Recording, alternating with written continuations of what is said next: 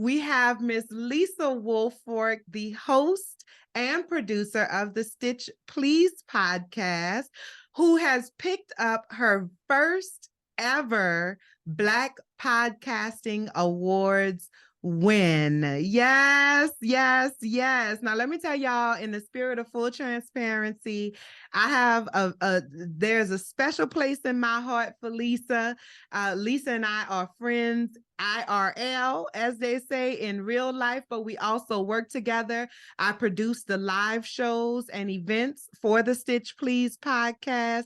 So I'm claiming this as a win too, Lisa. I ain't gonna lie, because I ain't never won no Black Podcasting Award. So I'm claiming this as a win. This is going into my portfolio.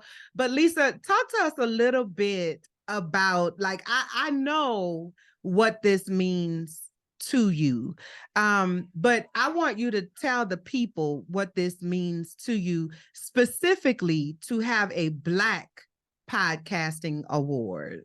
Everybody, hey, I'm Lisa from Black Women Stitch. I founded the group. We are the sewing group where Black Lives Matter, and Stitch Please is a weekly audio show where we center Black women, girls, and femmes in sewing. I am also an artist, a quilter, an academic specializing in African American history and culture, and an activist organizer. I do Black shit 360. I do Black shit. People are like, what do you do at work? I do Black shit. That's what I do. I would not be able to work in the state of Florida. I applied 3 times. This is my 3rd time, I believe, applying for a podcasting award. I was never able to, either the category didn't go through, but it feels a lot like growth. It feels a lot like the practice of applying and not having it go, but continuing just to keep going, just keep swimming. We're about to celebrate our 200th episode on the first Wednesday in October, and we crossed 500,000 downloads last month.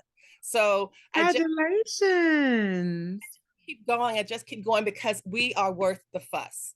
One of the reasons that they're like, well, what does a sewing podcast have to do with Black people? And I'm like, nothing in this country has nothing to do with Black people. Everything in this country has to do with us. And when you use a lens that is Black centered, one of the questions I often ask is, what happens when you stop starting with white?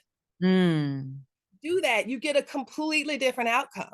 And that is what the Stitch Please podcast demonstrates for me, that we've been able to talk about things like the reason that sewing patterns do not fit many Black women, turns out, surprise, surprise, racism. So like all of these things are something that we talk about in the show, but it feels the best to be seen by the people that you prioritize. Prioritizing Black folks, it just feels like this just feels like when I was nominated, it felt like I really understood when people said it's an honor to be nominated. Yeah. 1,000%, because I felt like I was seen by the people whose opinions I respect. Yeah. Seen by the people who understand how challenging it can be to do this as a Black person who is also doing a bunch of other things, but also trying to do this well.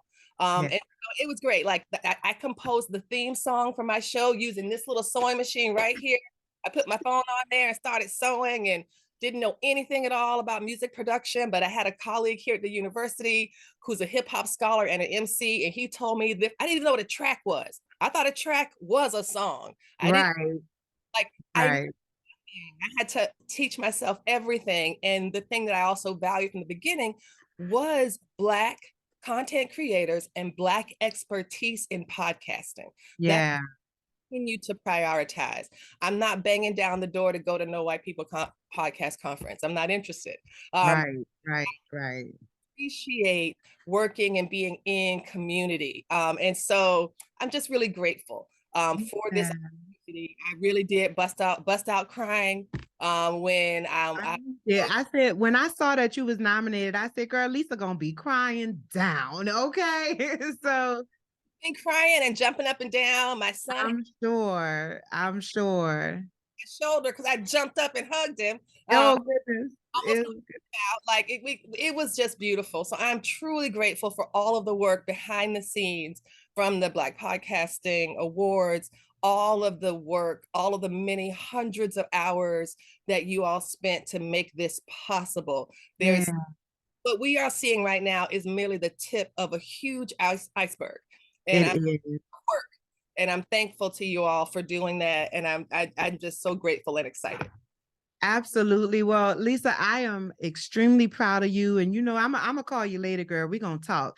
But I do not have enough words to say how proud of you I am, and how proud I am and appreciative I am of being able to go on this journey with you. So thank you so much for joining us.